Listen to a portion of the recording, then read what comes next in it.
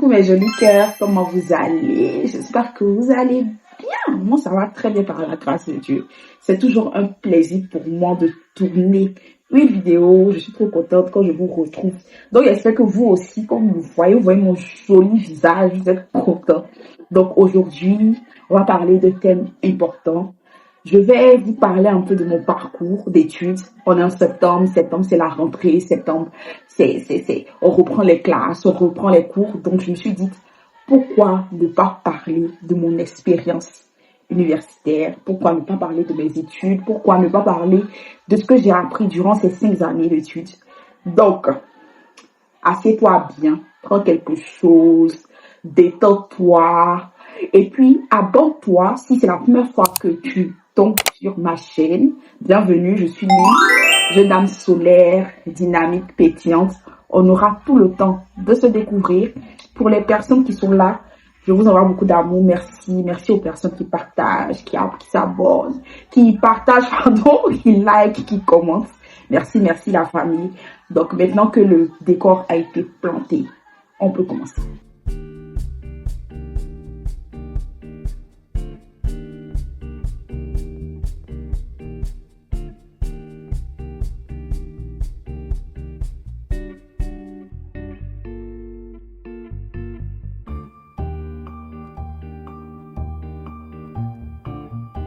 Donc, 2019, l'année la plus marquante de ma vie. L'année du changement. L'année où je commence mes études universitaires. Avant ça, avant de commencer mes études de droit, pour ceux qui ne savent pas, j'ai fait des études de droit. Et je suis en fin de cycle, par la grâce de Dieu. Avant ça, moi là, je voulais faire l'architecture. J'avais pas des motivations précises, mais je voulais faire l'architecture parce que j'aime tout ce qui est innovation, créativité, tout ce qui est en rapport avec la créativité là. J'aime ça en fait. Donc, je voulais faire ça et je voulais faire tout sauf le droit. Pourquoi? Parce que mes parents avaient fait le droit et en fait, je ne voulais pas partir. En fait, pour moi, faire le droit, c'était comme si parce que mes parents ont fait, moi aussi je dois faire. Donc, je voulais le changement, je voulais quelque chose de nouveau. Et l'architecture, c'était quelque chose que ma maman aimait. Donc, ça me motive aussi. Quand j'entame les procédures pour aller m'inscrire dans mon école, dans l'école où je devais faire l'architecture, je me souviens un moment, je commençais à vraiment douter. Je commençais à me poser des questions. Je me disais, c'est vrai, je veux faire l'architecture, mais est-ce que c'est ce que je suis censée faire? Est-ce que c'est là où Dieu veut que je sois? Par la grâce de Dieu, je connaissais déjà Jésus, j'avais déjà donné ma vie à Jésus, donc j'avais conscience que l'importance pour moi, c'est d'être là où Dieu veut que je sois et tout. Et je me souviens, la veille où on partait m'inscrire dans l'école d'architecture, je fais une prière, je dis Saint-Esprit, je suis un peu perdue. Et si ce n'est pas ce que tu veux pour moi, si ce n'est pas là où tu veux que je sois, dis-moi, parle-moi, parle à mon cœur en fait. Et le jour où on s'en fait l'inscription, je commence à douter, je commence à me sentir, je me sens je ne me sens plus bien, je ne me sens plus à l'aise dans l'école. Je sens que c'est pas là-bas que je dois être. Donc, mon papa à la base, lui, il me conseillait de faire le droit parce que pour lui, c'était une ouverture sur beaucoup de branches. Il me disait que c'était quelque chose de bien pour moi et tout. Donc, je lui dis, finalement, moi, je ne veux plus faire l'architecture, je veux faire le droit. Donc, il avait déjà, il avait déjà préparé une école pour moi. Il préparait les écoles au cas où je changeais d'avis. Il me dit, ok, donc tu vas aller dans telle école, telle université, tu vas t'inscrire et tout. Et tu vas essayer tu vas faire 3 ans. Et après ça, tu vas te décider sur ce que tu veux faire. Ok. 3 ans, on a l'impression que c'est loin. C'est qu'on a l'impression que c'est loin. Mais c'est tout vrai, ça passe très vite en fait. Donc, 2019, je suis très jeune. Quand je commence mes études de droit, la première année, je suis très insouciante. J'ai pas conscience de l'importance des études que je viens faire. Je sais rien. Je n'ai même pas idée de ce qu'on va me demander pendant les évaluations. En même temps, j'ai mon papa qui me parle, qui me conseille et tout, qui me dit de prêter attention. Mais moi, franchement, la première année, c'était l'année de l'insouciance en fait. je me jette dans l'inconnu et tout, je sais pas de quoi il s'agit. Première session, premier semestre, je fais face à mon premier échec durant tout mon cursus scolaire. Je reprends dans tellement de matières. Je suis choquée et je suis davantage choquée par mes notes. J'ai des notes catastrophiques. Comment mon papa apprend ça? Je rends grâce à Dieu pour sa réaction parce que il me fallait ça, avec beaucoup de recul. Si mon papa n'avait pas réagi avec sérieux, si mon papa ne m'avait pas secoué, bouleversé, chamboulé, je pense que j'aurais continué comme ça. Je n'aurais pas pris conscience du fait de l'importance que c'est de réussir, de vraiment d'avoir d'excellents résultats et tout. Quand je rentre le soir, le jour où on donne les résultats, il parle. Franchement, il me parle de dur. À cette époque-là, je me disais, mais que non, il exagérait. Pourquoi il me parle comme ça? Là, c'est pas si grave que ça. En fait, pour moi, la session, on m'avait fait croire que deuxième session, c'est pas pour les chiens. Donc, c'était un peu ce qu'on disait. Deuxième session, c'est pas pour les chiens. Tout. Donc, pour moi, en fait, c'est pas grave d'aller en session. C'est non, genre, ça arrive. Si t'as pas réussi à tomber session, tu as une autre chance. Vas-y. Et tout. Et je vous avoue que la plus grande erreur que j'ai faite durant mes 5 ans d'études, c'est en fait d'avoir négligé le fait de réussir à la première session. Pour moi, j'étais trop négligente en fait.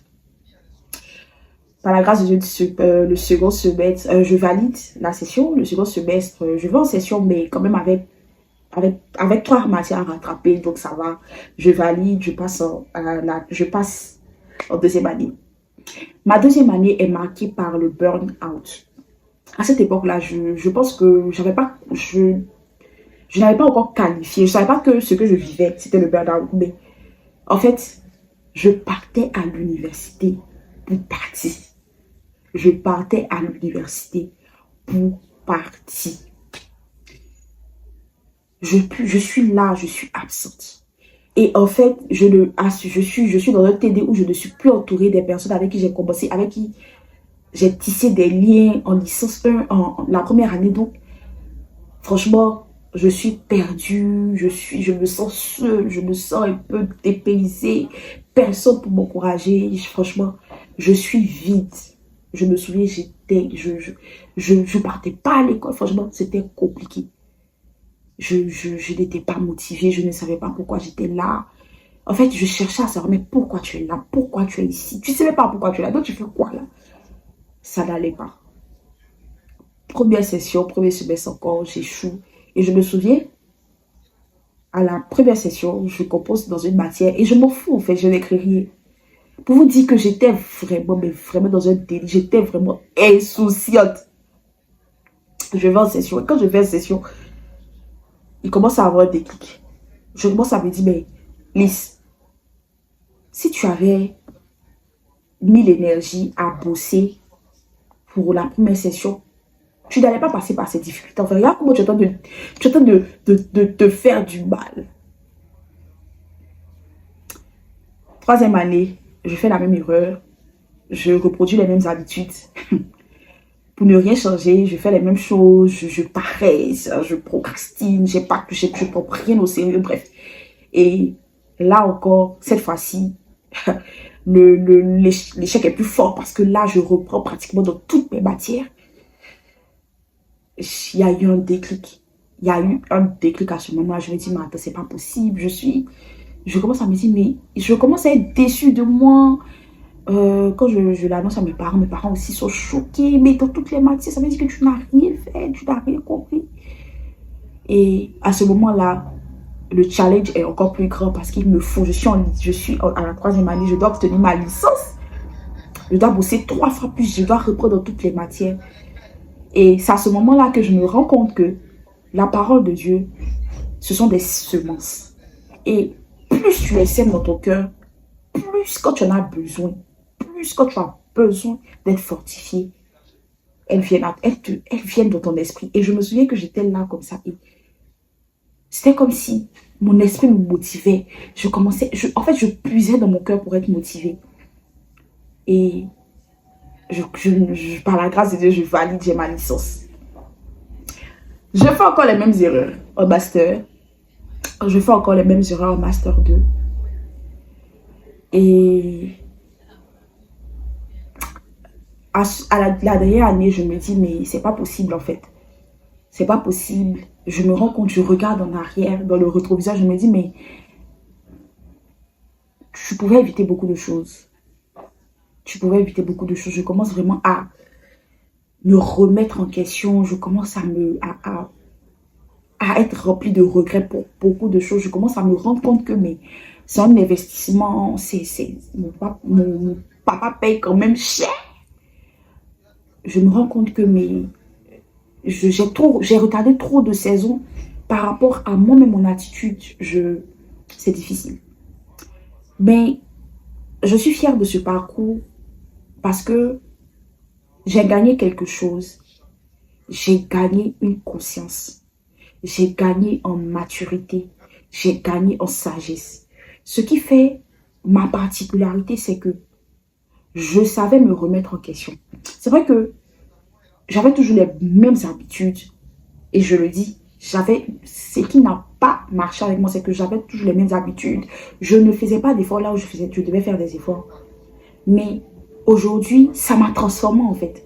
J'ai pris tout ça, toutes mes faiblesses, toutes mes erreurs, pour me pousser à me transformer de l'intérieur.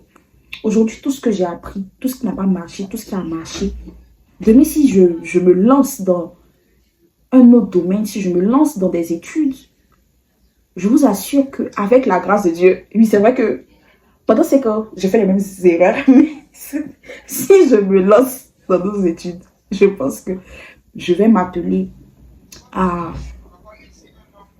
ne plus faire les mêmes erreurs. Ça, je le dis. Mais je suis fière parce qu'aujourd'hui, quand j'étais en train de préparer la vidéo, tous les points que je vais développer tout de suite avec vous, je me suis dit, mais waouh, il y a eu quand même un changement. Il y a eu quand même, tu as réussi quelque part parce que tu as appris beaucoup de choses en fait. Ton sac est rempli. Ton sac est rempli. Tu as gagné en beaucoup de clés. Tu as gagné beaucoup de clés. Tu as gagné beaucoup de valeurs, beaucoup de vertus qui, je pense, bien utilisées vont t'aider demain. Tu peux échouer. Tu peux échouer. Mais ta capacité à tirer des leçons de tes erreurs, ta capacité à te remettre en question, va changer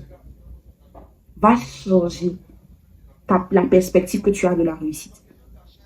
C'est pour ça que je dis, quand quelqu'un échoue, le plus difficile, c'est de pouvoir s'asseoir et de se dire, là, j'ai pas bien fait.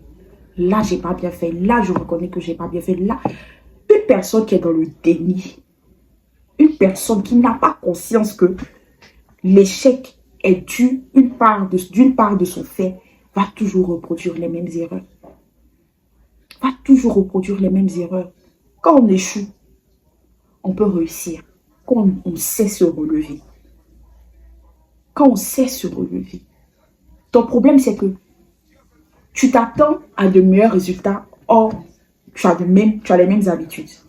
Cette année-là, que ce soit dans ton travail, dans l'entreprise dans laquelle tu es, change tes habitudes. Tu ne peux pas vouloir être vu dans ton domaine de travail. Tu ne peux pas désirer être promu.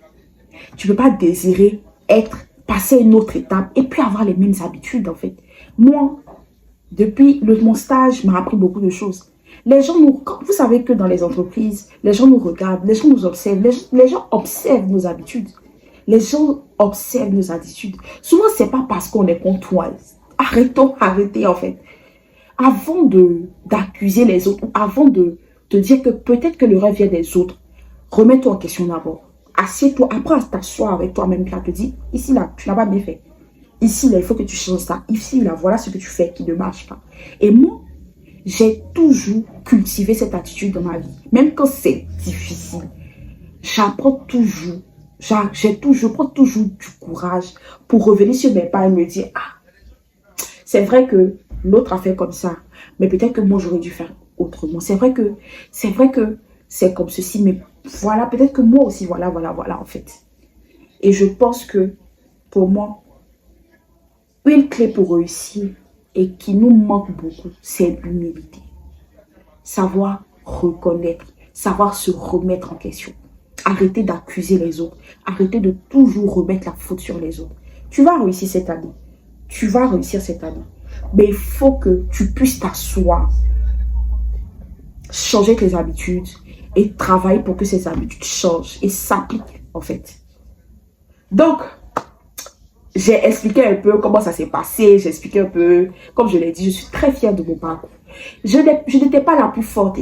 Je n'étais pas parmi les meilleurs. Et si je dois revenir là-dessus, je pense que si je dois revenir en arrière, je pense que j'allais travailler de telle sorte à viser l'excellence. J'allais travailler de telle sorte à viser le ciel, en fait. Mais, tout ce que je fais, bon.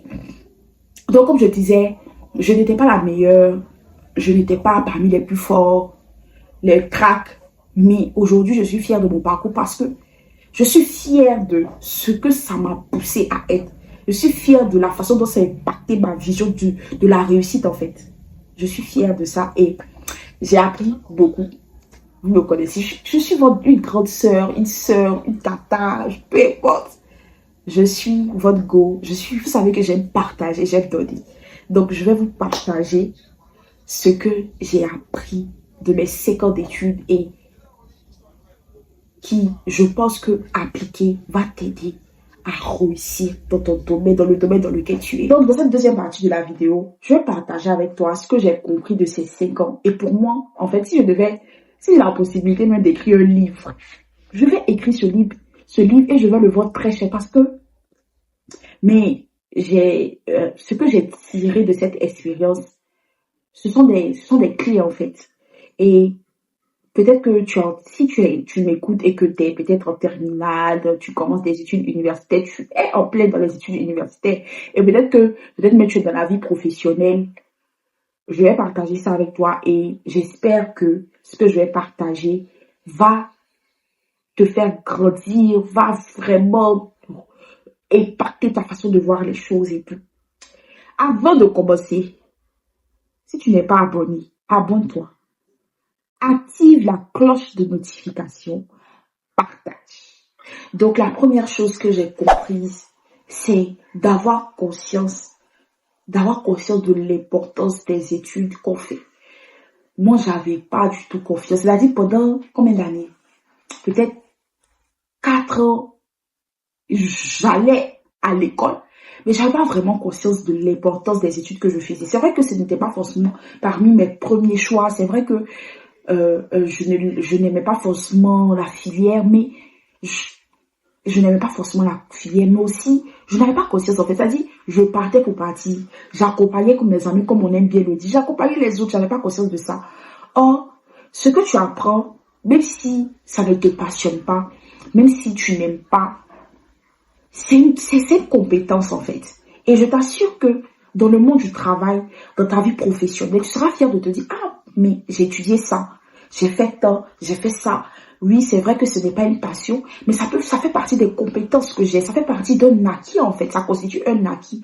Donc, tu dois en fait, tu dois trouver un intérêt dans ce que tu fais. Tu dois chercher un intérêt dans ce que tu fais. Il y en a, la première année, ils comprennent, ils voient, ils ont la révélation de l'importance des études qu'ils font. Ils comprennent que, ça peut m'aider, ça, franchement, ça peut constituer une compétence dans ma panoplie de compétences que j'aurai ou que j'ai. Et puis, il y en a, ça prend plus d'années. Il y en a qui n'arrivent pas à le voir. Mais, même si tu n'es pas passionné, sache que ça peut constituer une compétence de plus. Ça peut constituer vraiment un domaine dans lequel tu vas exceller. Donc, prends en sérieux ce que tu fais et sache que ce n'est pas parce que ce n'est pas parce que tu n'es pas dans ce que tu veux que ça veut dire que tu vas pas faire ce que tu es. Moi, je fais partie des personnes qui priorisent la passion, qui priorisent ce pourquoi on est doué, que peut-être apprendre un métier, enfin être de quelque chose parce qu'il faut l'être. Moi, je suis pas comme ça. Mais j'ai pris conscience au fur et à mesure que j'avançais dans mes études que, en fait, le droit là, demain, je serai fière de dire que j'ai fait des études de droit. En plus, c'est important, on le trouve partout. Donc, pourquoi pas me donner, pourquoi pas apprendre vraiment, pourquoi pas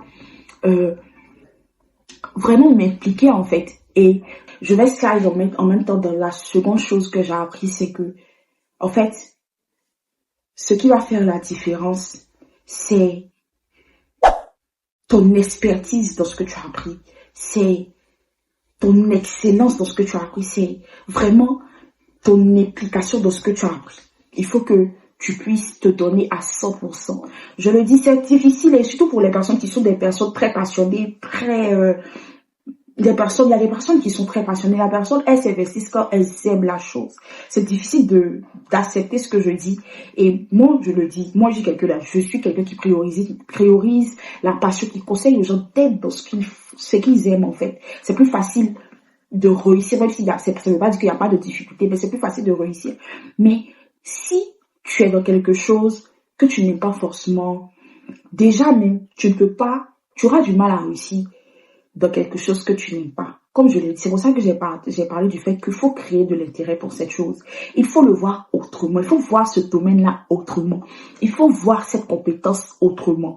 Dans tous les cas, quand tu es dedans et que tu n'as pas forcément tout de suite le choix de changer, donne-toi à fond.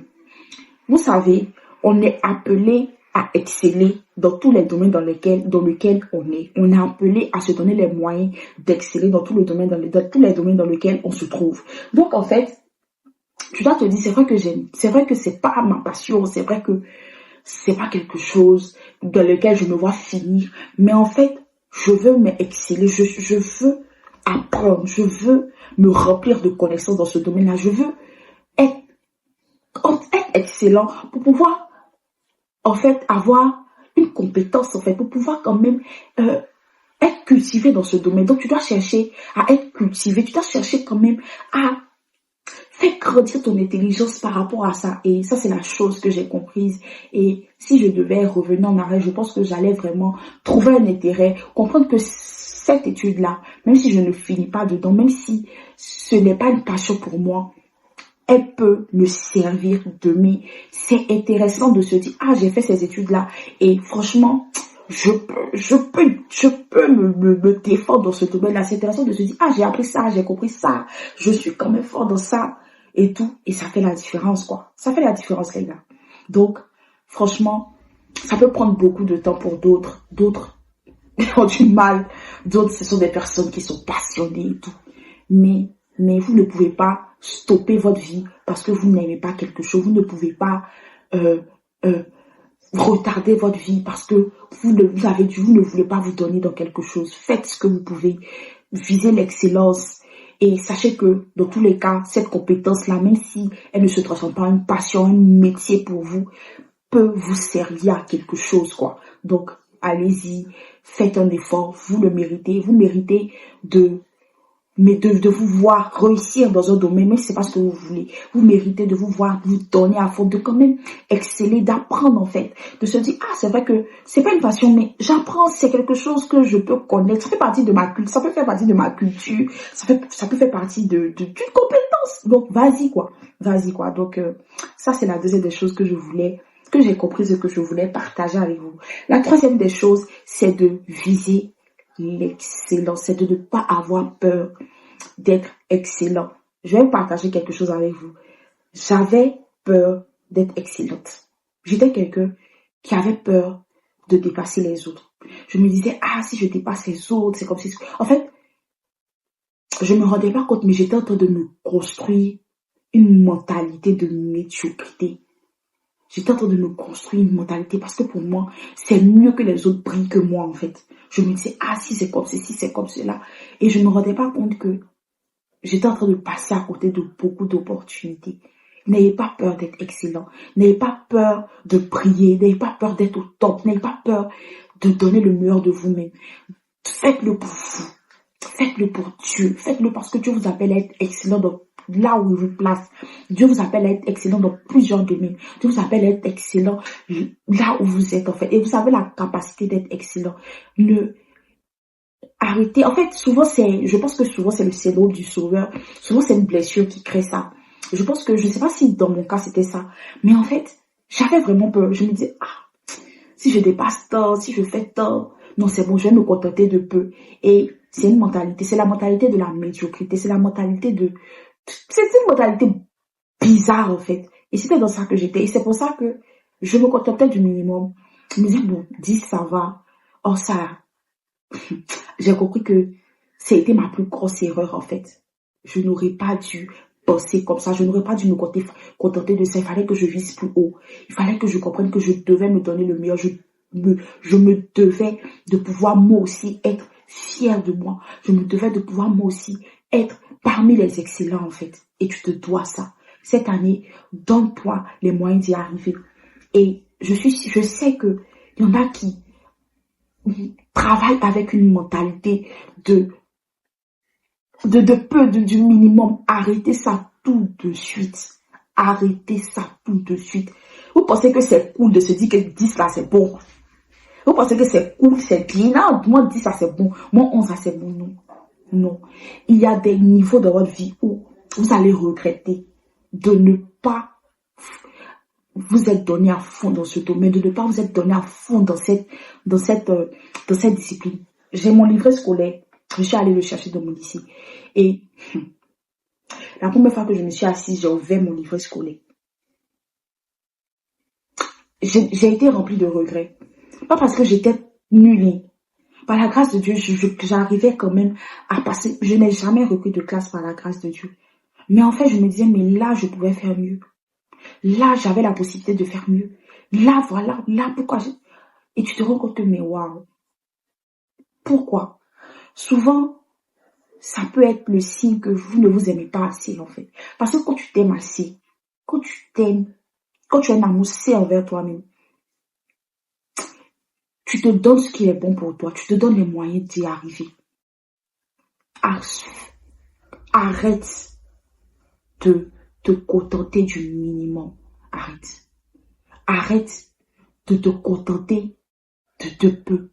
Arrête. Arrête d'avoir cette mentalité pour toi. C'est quelque chose qu'on cultive dans notre vie et ça joue dans tous les domaines de notre vie. On se contente que du minimum. On se dit non, je ne peux pas tant, non. Tu sens que tu peux faire mieux, mais non, tu préfères ne pas faire mieux. Arrête, tu vas le regretter. Tu vas le regretter amèrement. Tu dois viser l'excellence. Tu dois toujours te donner à 10 000%. Tu dois apprendre à être excellent, à être compétent, à t'impliquer en fait. Il faut arrêter.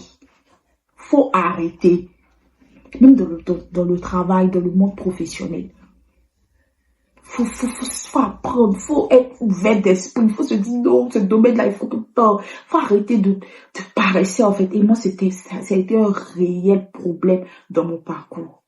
C'était un réel problème dans mon parcours. Mon parcours, c'est ce que j'ai appris. Ne pas avoir peur d'être excellent.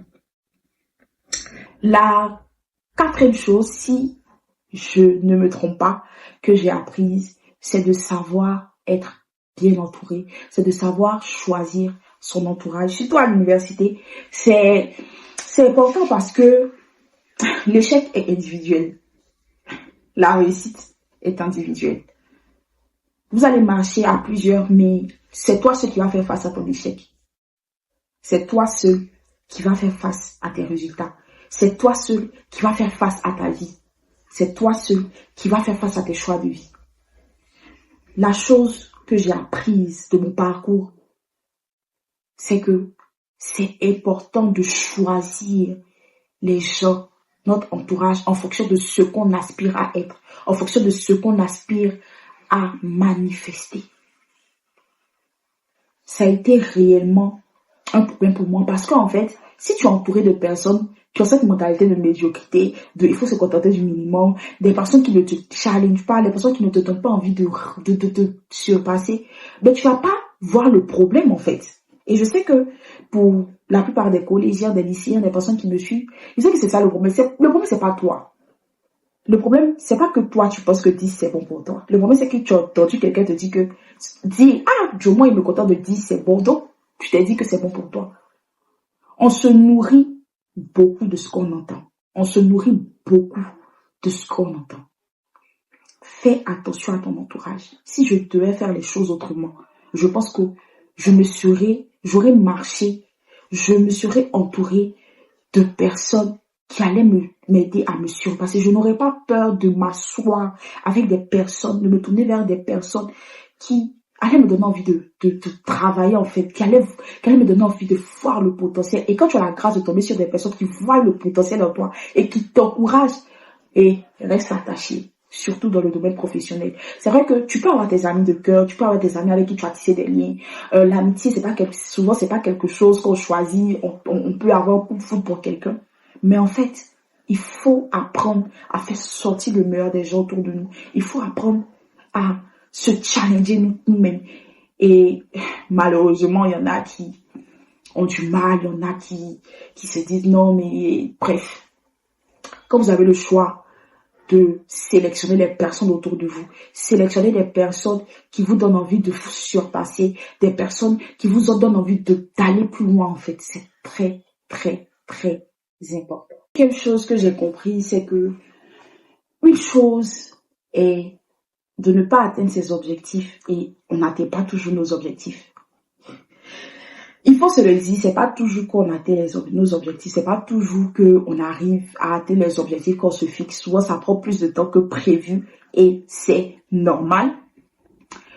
Mais une autre chose est de savoir apprendre de ses erreurs, de savoir se relever, de ne pas rester à terre. J'ai connu des personnes qui ont, par la grâce de Dieu, toujours eu de bons résultats, toujours eu de bons classements, que lorsqu'il est arrivé pour eux de peut-être baisser ou d'échouer, c'était très difficile pour eux de se relever parce que elles n'arrivaient pas à accepter en fait ça. Parce que elles avaient trop attaché leur valeur propre, leur valeur personnelle à leurs résultats, aux résultats qu'elles pouvaient avoir. Et c'est l'erreur qu'on fait. C'est l'erreur qu'on fait. On se dit, ah si j'ai ça, c'est parce que je suis tant. On se qualifie trop par rapport à nos résultats. On se qualifie trop par rapport aux résultats qu'on fait. Et souvent, c'est une erreur. Les résultats, ils changent. Les résultats, ils changent. Les résultats, je le dis, les résultats, vos résultats universitaires, vos résultats au travail, viennent juste vous indiquer ce qui ne va pas dans votre travail, dans votre rendement. Mais ça ne qualifie pas ce que vous êtes. Vous pouvez mal commencer et bien terminer. Vous pouvez bien terminer et bien terminer. Je suis fatiguée, famille. Vous pouvez mal commencer et bien terminer. Vous pouvez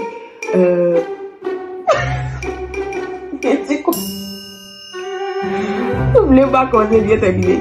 Vous pouvez bien commencer mal terminer. Vous pouvez bien commencer mal terminer. Mais en fait, arrêtez de vous identifier trop par rapport à vos résultats. Souvent, vos résultats juste viennent pour démontrer la qualité de votre travail, la qualité de vos efforts. Ça vient juste vous dire que là, j'ai échoué parce que peut-être que voilà, mais ça ne qualifie pas ce que vous êtes. Ça ne qualifie pas ce que vous êtes. Donc, faites très attention. Je le disais, une chose est de tomber, une autre chose est de savoir se relever. Tu sais, tu évalues ta mentalité de vainqueur, ta mentalité de guerrier, de warrior dans les difficultés, dans les épreuves, devant l'échec. C'est devant l'échec, on sait qu'il y a la mentalité de vainqueur en fait. La plupart des gens qui ont fait de grandes choses dans ce monde sont des personnes qui ont beaucoup échoué, qui n'ont pas réussi à la première fois, qui ont essayé après plusieurs fois. Moi, je respecte beaucoup les gens résilients. La plupart du temps, les gens qui réussissent sont des personnes qui sont résilientes, sont des personnes qui sont courageuses, persévérantes, sont des personnes qui arrivent à voir le bon derrière le mauvais. Ce sont des personnes qui ne se laissent pas achever parce qu'elles traversent. Dans tes études universitaires, les études universitaires ne sont pas faciles. Les études universitaires sont éprouvantes à tous les niveaux. Ça te fait passer par le feu. Toutes les fois où tu vas passer par un échec, toutes les fois où ça ne va pas aller comme tu veux, dis-toi que ce n'est pas la fin. Tu vas y arriver. Tout dépend de comment tu te relèves et de ce que tu mets en place pour te relever. Tout dépend des stratégies que tu mets en place, en fait. Donc, une chose que j'ai comprise et une chose dont je suis fière, c'est que je ne me suis jamais laissé, j'ai jamais laissé mon échec ou toutes les fois où je suis allée en session me décourager. J'ai toujours trouvé une raison de me donner à fond, une raison de me relever. Et je suis très fière de ça. Je suis très, très, très fière de ça. Et la cinquième, je pense, la sixième des choses que j'ai apprises durant mes 5 ans d'études, et je pense que ça sera la dernière chose dont je vais parler dans cette vidéo. Oui, c'est déjà fini. Tu vois que c'est chic, mais quand on regarde mes vidéos, quand on passe du temps et moi. Mais je ne peux pas tout te donner, en fait. Donc, je disais, la sixième des choses que j'ai apprises durant ces 5 ans d'études, c'est ça. Au risque de regretter les choix que tu prends plus tard, sois très prévoyant sur le futur. Demande-toi, est-ce que ce que je suis en train de prendre comme décision aura un impact positif ou négatif dans mes études, dans tout ce que tu vas faire.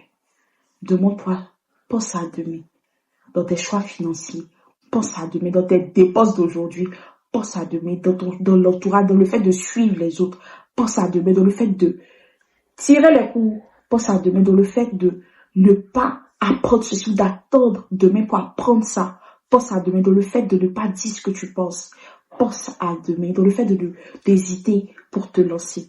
Pense à demain parce que quoi qu'on puisse, quoi qu'on dise, tous nos choix ont toujours des répercussions sur notre avenir. Tous nos choix ont toujours des répercussions plus tard. Donc, prends de bonnes décisions. Fais de beaux choix pour toi et surtout implique-toi, donne-toi à fond. Je veux te rappeler quelque chose. Tu es aussi appelé à réussir, tu vas réussir. Septembre, c'est la réussite, mais septembre, c'est le début de bonnes résolutions, c'est le début d'une vie meilleure, c'est le début d'une autre perspective d'une année. Tu vas réussir, on va réussir et toutes les personnes qui font partie de cette communauté sont appelées à réussir. Je vais clôturer cette vidéo te partageant cette phrase qui m'a beaucoup fait du bien durant mon parcours et qui me fait toujours du bien. Bosse comme si tout dépendait de toi. Prie comme si tout dépendait de Dieu. Donc, c'est la fin de la vidéo. J'espère qu'elle vous aura plu. Dites-moi ce que vous avez pensé en commentaire. Si tu as une phrase de motivation à partager avec quelqu'un, à donner, n'hésite pas. Dites-moi ce que vous avez pensé en commentaire. Est-ce que vous aimez cette série de vidéos que je suis en train de faire sur la réussite, sur comment les choses? Dites-moi ce que vous avez pensé en commentaire. Partage à quelqu'un, partage à une petite soeur, partage à un petit frère, partage à une connaissance, partage à un parent et on se dit à très bientôt pour une nouvelle vidéo.